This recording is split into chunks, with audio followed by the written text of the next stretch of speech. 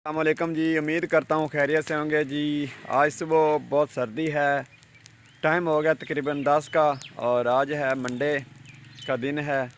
और हम देखें आग जलाई हुई है और आग पर खड़े हैं और पीछे मेरी फसलें हैं वो देखें आप लोग।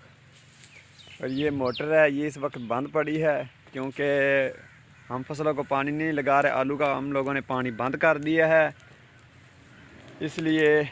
और ये हमारा छोटा सा व्लॉग है सुबह सुबह का वक़्त। सोचा आप लोगों से भी थोड़ी सी डिस्कस कर लूँ। वो बच्चा है छोटा सा, वो लकड़ें लेकर आ रहा है, हम आग जला रहे हैं और सर्दी बहुत है। ये देखें,